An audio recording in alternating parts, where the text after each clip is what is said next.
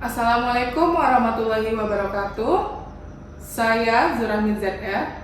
Saya merupakan lulusan D3 Kebidanan dengan gelar Ahli Madya Kebidanan, D4 Bidang Pendidik dengan gelar Sarjana Terapan Kebidanan, dan S2 Kesehatan Lingkungan dengan gelar Magister Kesehatan Lingkungan. Saya merupakan dosen program studi D4 Bidang Pendidik Universitas Pahlawan Tuanku Tambusai. Pada kesempatan kali ini, saya akan menjelaskan salah satu mata kuliah saya, yaitu mata kuliah Analisis Kualitas Lingkungan. Mata kuliah Analisis Kualitas Lingkungan adalah mata kuliah spesialisasi saya. Mata kuliah Analisis Kualitas Lingkungan berada pada bobot 2 SKS pada semester ganjil. Dengan mengikuti mata kuliah ini, mahasiswa diharapkan mampu memahami beberapa hal. Yang pertama, mahasiswa mampu menjelaskan dan menganalisis, identifikasi dan kuantifikasi parameter-parameter kualitas lingkungan. Yang kedua, mahasiswa mampu menganalisis dan mengendalikan faktor-faktor risiko lingkungan terhadap kesehatan, baik secara teknis maupun manajerial, dan membekali mahasiswa dengan pemahaman dan keterampilan teknis analisis kualitas lingkungan. Nah, setelah saya menjelaskan tentang gambaran singkat mata kuliah, selanjutnya saya akan menjelaskan teknik pengajaran saya dengan menggunakan metode DIA, Delivery, Interaction, dan Assessment. Yang pertama adalah delivery. Bagaimana saya menyampaikan materi perkuliahan kepada mahasiswa. Strategi yang saya lakukan yakni penyampaian materi menggunakan PowerPoint sesuai dengan materi yang sudah saya siapkan. Yang kedua adalah teknik interaction. Bagaimana saya berinteraksi dengan mahasiswa di dalam kelas. Ada beberapa metode interaksi yang saya gunakan dengan mahasiswa di dalam kelas. Yang pertama adalah saya menggunakan Google Classroom untuk menyampaikan materi dan berdiskusi. Yang kedua, di dalam kelas saya selalu memotivasi mahasiswa berpartisipasi aktif untuk bertanya dan menyampaikan pendapat dalam pembelajaran agar proses pembelajaran berjalan komunikatif dan dua arah. Yang ketiga, kami menggunakan media WhatsApp sebagai sarana berdiskusi di luar kelas. Teknik yang ketiga adalah metode assessment. Assessment merupakan penilaian saya terhadap mahasiswa. Metode yang saya gunakan adalah dengan mengadakan kuis. Adapun bobot skema penilaian yang sudah kami atur dalam kontrak perkuliahan adalah untuk menilai kehadiran 10%, kuis 20%, tugas 20%, UTS 20%, dan ujian akhir semester 30%. Berikut akan saya tampilkan video pembelajaran yang sudah saya buat, yakni pada mata kuliah Analisis Kualitas Lingkungan. Assalamualaikum warahmatullahi wabarakatuh. Waalaikumsalam warahmatullahi wabarakatuh. Oke, selamat pagi semuanya. Pagi. Gimana kabarnya pada pagi hari ini? Alhamdulillah. Alhamdulillah, kita ucapkan kepada Allah SWT telah memberikan kita kesehatan dan kesempatan sehingga kita dapat mengikuti perkuliahan seperti biasa di kampus kita tercinta, di kampus Universitas. Oke, sebelum memulai perkuliahan, marilah kita berdoa. Mulai. Berdoa selesai. Oke, sebelum memulai perkuliahan, kita akan terlebih dahulu. Ade Adrian Nugraha, Bella Nofri, Desi Susanti, Dea Rifa. Oke. Ya, berarti ada yang ini ya, yang masuk di perkuliahan kita pada pagi hari ini. Ibu berharap kita semua yang di ruangan ini sehat semuanya sehingga dapat mengikuti perkuliahan dengan baik. Materi menggunakan 3 metode. Yang pertama itu dengan ceramah, metode ceramah, yaitu nanti Ibu menampilkan PowerPoint. Selanjutnya itu sesi diskusi atau tanya jawab. Jadi nanti Ibu berharap di perkuliahan kalian bisa aktif bertanya sehingga ada komunikasi dua arah. Selanjutnya yang ketiga itu ada kuis. Jadi setelah selesai perkuliahan kita mengadakan kuis. Oke, bisa dipahami semuanya? Bisa, Bu. Oke, bisa ya. Oke, sedikit untuk mereview pertemuan minggu lalu. Masih ingat pertemuan minggu lalu kita membahas apa? Membahas apa pertemuan minggu lalu? Parameter kualitas air. Oke, parameter kualitas air. Oke, itu kita satu orang yang bisa mereview kembali materi minggu lalu. Oke, silakan. Oke, silakan.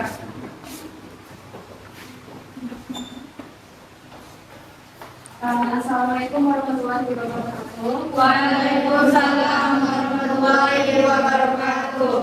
Baiklah, saya akan mereview pertemuan minggu lalu yaitu mengenai parameter kualitas air. Kualitas air itu merupakan istilah untuk kecocokan atau kesesuaian air dalam penggunaan tertentu. Seperti misalnya untuk penggunaan air minum, kemudian penyimpanan, pengairan atau irigasi, industri, rekreasi, dan lain sebagainya.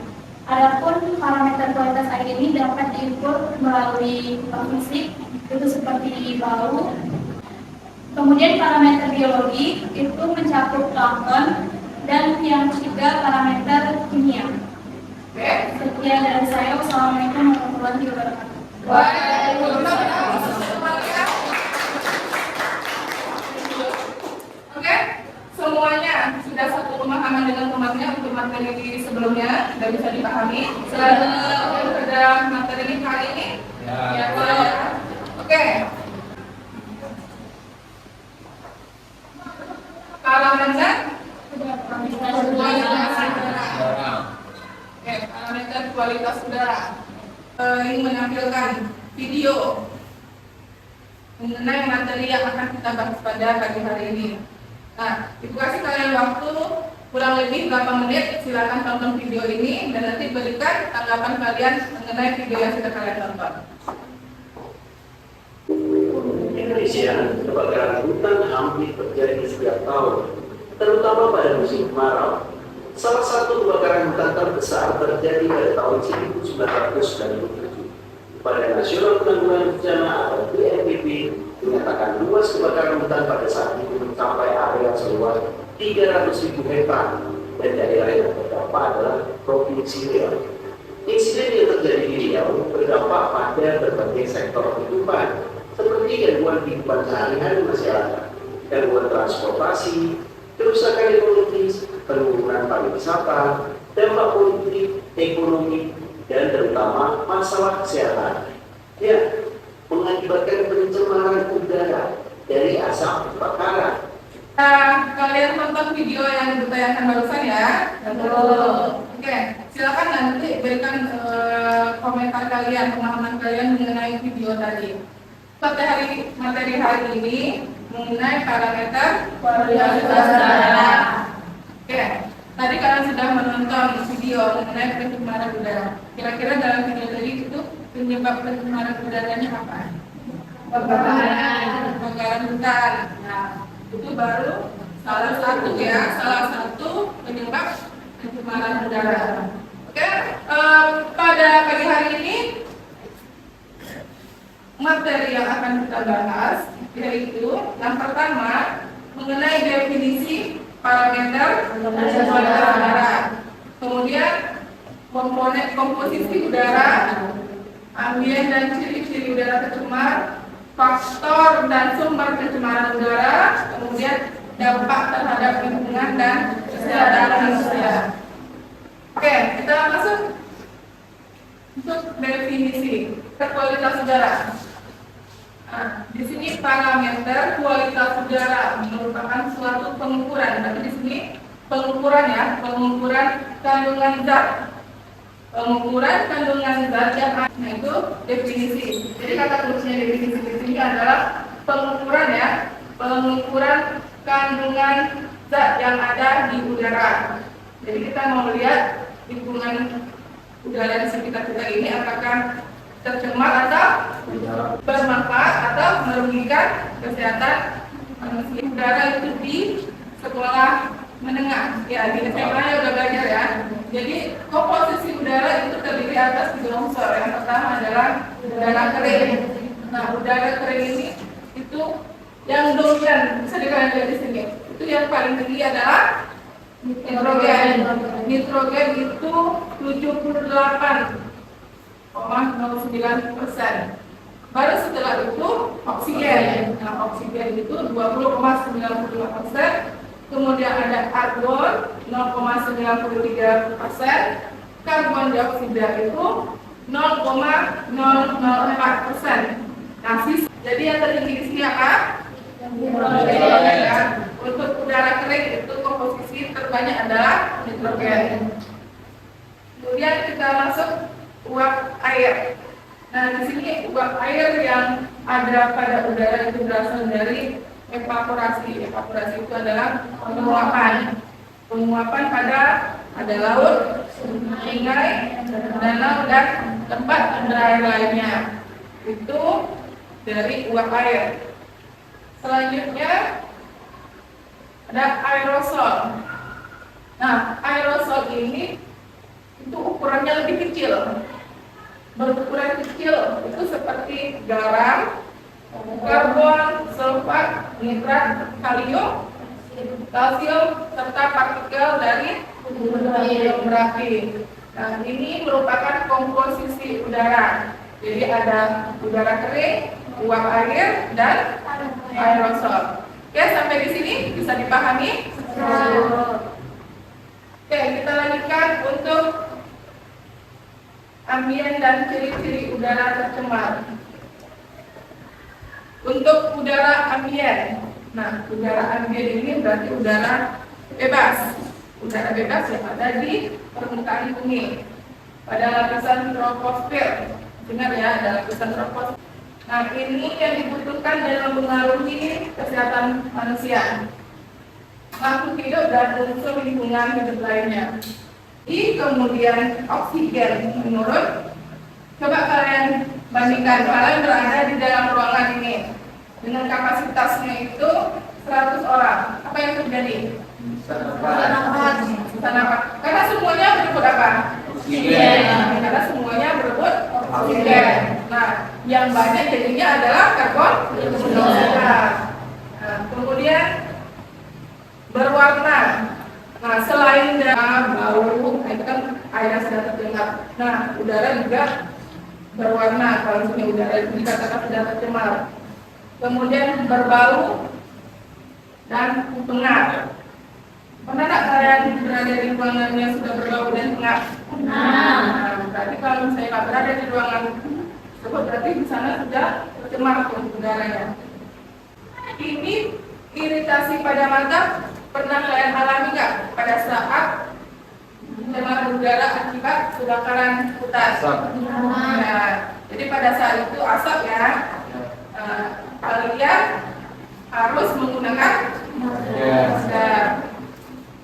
Itu banyak ya protokol kesehatan yang dilakukan, harus menggunakan masker. Kemudian kalau bisa aktivitasnya itu di rumah saja ya, jadi kurangi aktivitas di luar rumah. Oke, sampai di sini untuk ambien dan ciri-ciri udara. Kita lanjut untuk faktor dan sumber pencemaran udara. Nah, tadi di video tadi itu salah satu faktornya yang kalian tonton adalah kebakaran hutan. Nah, lalu lintas di zaman semakin modern. Sekarang memang sudah modern atau modern? Kenapa modern? Kalian ke kampus pakai apa? Motor, kendaraan kan? Nah, kalau dulu pakai sepeda.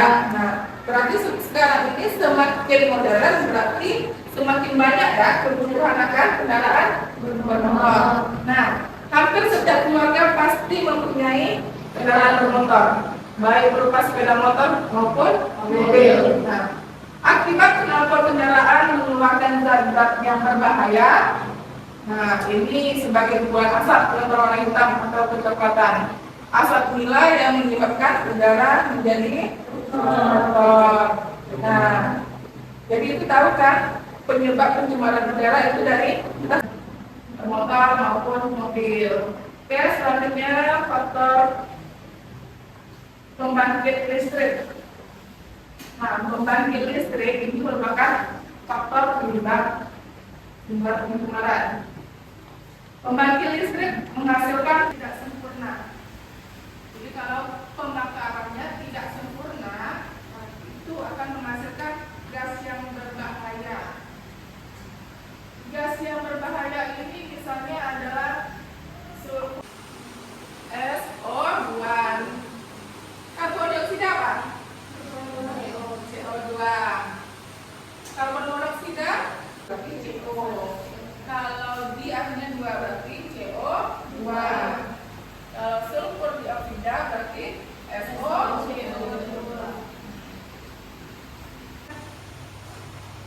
Nah, letusan gunung Merapi. Kita di sini ada merasakan dampak dari letusan gunung Merapi? Karena kita di sini jauh dari ini ya, dari gunung. Nah, jadi masyarakat yang tinggal di sekitar pegunungan itu akan merasakan dampak pencemaran udara yang diakibatkan oleh letusan gunung Merapi. Nah, gunung Merapi ini ketika dia erupsi, dia mengeluarkan zat yang berbahaya. Nah, zat yang berbahaya ini dikeluarkan di gunung Merapi itu membumbung ke angkasa, kemudian bercampur dengan udara yang kita hirup. Nah, kita kan seharusnya menghirup oksigen yang bersih nih. Kemudian bercampur nih zat berbahaya yang diakibatkan dari letusan gunung Merapi, bercampur dengan udara yang kita hirup. Nah, apa yang terjadi? Nah, itu tadi terjadi polusi. Jadi pencemaran udara kita menjadi tercemar. Itu akibat letusan gunung Merapi. Kemudian pembakaran. Nah, kalau ini kalian sudah paham semua ya, pembakaran. Apalagi. Nah, yang paling berdampak yang kita rasakan itu pada saat kebakaran hutan ya. Nah, kebakaran hutan ini, polusi atau pencemaran udara juga dapat disebabkan karena adanya pembakaran. Nah, pembakaran dapat kita temukan di mana saja. Ketika sampah-sampah ini dibakar, maka akan menghasilkan zat-zat berbahaya dan merugikan. Makanya kalau bisa di rumah kita itu jangan dibakar sampahnya, karena kita tidak tahu bahan-bahan apa yang terkandung. Bisa jadi itu bahan yang berbahaya, kemudian kalian bakar, kemudian menghasilkan nanti zat-zat yang berbahaya tadi itu ke udara. Kemudian udara yang terkena polutan ini nantinya akan bersifat sangat buruk dan terkadang mempunyai bau yang tidak enak sama sekali. Ini dari pembakaran. Selanjutnya kebakaran hutan. Nah, asap yang ditimbulkan dari pembakaran ini berupa gas-gas polutan yang mengandung banyak zat yang merugikan. Nah, zat-zat yang merugikan akan merusak udara bersih yang kita hirup. Nah, pembakaran itu merupakan polusi udara yang sangat besar. Karena bisa dipahami. Oke, ada yang bertanya? Silakan. Oke, silakan. Baiklah, perkenalkan nama saya Mayan Cinta Dewi. Bagaimana menentukan kualitas udara di atas baik? Terima kasih dari aku untuk dan penjelasannya itu bisa dipahami semuanya. Bisa kita lanjutkan lagi untuk gambar dari sumber pencemaran udara. Nah, di sini ada gambar letusan gunung Merapi. Kemudian kebakaran hutan, dia sudah dijelaskan tadi ya. Kemudian ada asap pabrik.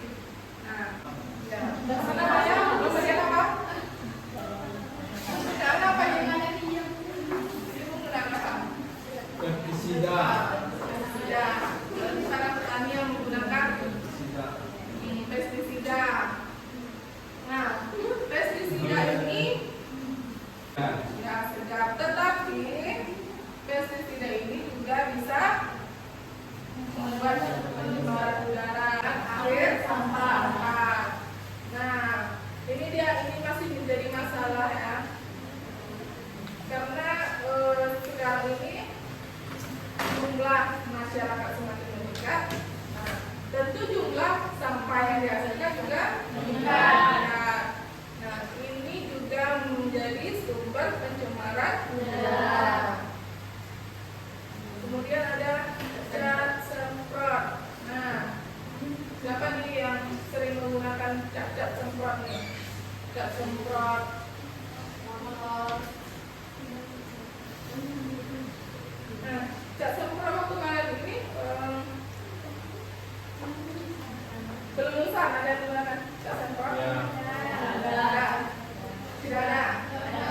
Tapi kalian menjaga lingkungan ya. Kalian menjaga kualitas udara di rumah kalian. Jadi kalian tidak menggunakan cat semprot. Kemudian asap ini juga merupakan salah satu ya. Nah, kira-kira apa nih dampak pencemaran udara tadi? Yakin. Apa dampaknya? Penyakit. Oke, dari segi kesehatan ya, penyakit. Kita masuk dampaknya. Jadi pencemaran udara ini tidak hanya berdampak pada kita, nah, tapi juga pencemaran udara. Nah, dampak pencemaran udara itu ada dampak terhadap lingkungan dan manusia. Oke. Nah, bagi lingkungan itu ada hujan asam, kemudian ada penipisan lapisan ozon, pemanasan global, dan gas CO2. Oke. Ini salah satu dari 4 ini, ada pemanasan global. Tahu kalian apa itu pemanasan global?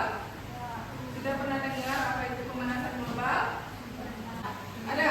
Nah, jadi penggunaan AC, kulkas, dan lain sebagainya itu menghasilkan namanya gas CFC. Tadi awalnya kita ini tidak tercemar, kemudian masuk zat berbahaya CFC tadi, nah, itu bisa menyebabkan pencemaran. Ini terjadinya gangguan pernapasan pada paru-paru. Pernah kan kalian mengalami dampak dari asap kebakaran? Kalau merasakan sesak, mengatakan sesak nafas ya.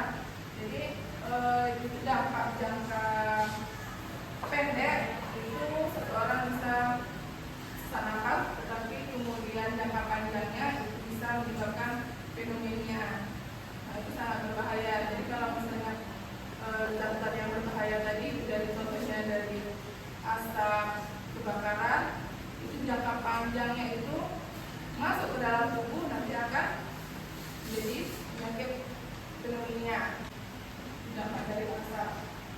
Kemudian tidak menggunakan masker, tidak menggunakan helm. Apa yang terjadi pada muka kalian? Kusam. Nah, kemudian menutupi pandangan mata sehingga jarak pandang menjadi sangat pendek. Oke, itu juga ya. Jadi misalnya kalian naik kendaraan bermotor, pada saat terjadinya pencemaran, ada asap kebakaran, itu kan jarak pandang jadi pendek. Jadi harus berhati-hati. Kemudian mengalami stres dan mudah marah. Nah, kenapa stres? Kenapa mudah marah? Biasanya kalian dapat beraktivitas di luar rumah, bisa pergi kuliah, belajar, bertemu dengan teman. Nah, jadi karena ada asap, kalian di rumah jadi stres. Jadi di rumah jadi stres karena tidak bisa beraktivitas seperti biasa, karena aktivitasnya Oke, sampai di sini untuk materi hari ini mengenai parameter pencemaran udara. Itu bisa dipahami semuanya. Oke. Untuk pertemuan hari ini mengenai parameter pencemaran udara, semuanya sudah kita bahas dari pengertian sampai dampak. Oke. Untuk materi ini, apakah ada yang ingin bertanya? Assalamualaikum warahmatullahi wabarakatuh. Waalaikumsalam warahmatullahi wabarakatuh. Perkenalkan, nama saya Dela Fianredi. Ingin bertanya terkait materi kita yang telah kita beri tadi, yaitu apa saja faktor yang bisa menyebabkan penipisan lapisan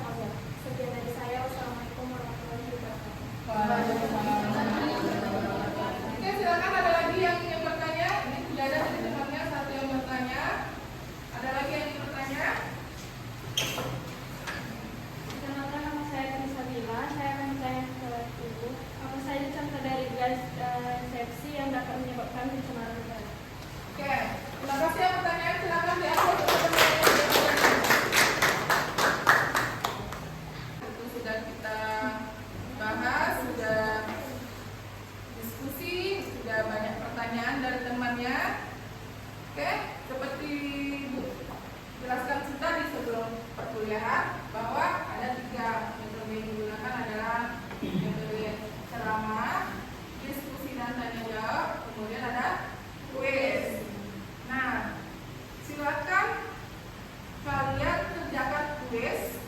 Kuis ini sudah Ibu buat di Google Classroom. Silakan kalian cek pada Google Classroom kalian. Kemudian paling lama itu kalian kumpulkan besok pagi jam 12 siang. Oke, bisa dipahami semuanya? Ya, Bu. Nah, itu merupakan kuis. Nah, selanjutnya tugas. Nah, kita kan sudah menonton video tadi mengenai pencemaran udara, materi mengenai parameter pencemaran udara sudah dijelaskan. Nah, tugasnya itu kalian nanti membuat video mengenai pencemaran udara yang ada di sekitar kita. Bisa dipahami semuanya? Kita ucapkan alhamdulillah. Alhamdulillahirabbil alamin. Dapat dipahami dan dimengerti ya. Oke, jangan lupa nanti kuis dan tugasnya dan besok lagi. Oke, lebih dan kurang saya mohon maaf. Wassalamualaikum warahmatullahi wabarakatuh. Waalaikumsalam warahmatullahi wabarakatuh. Demikianlah video pembelajaran saya. Semoga bermanfaat. Assalamualaikum warahmatullahi wabarakatuh.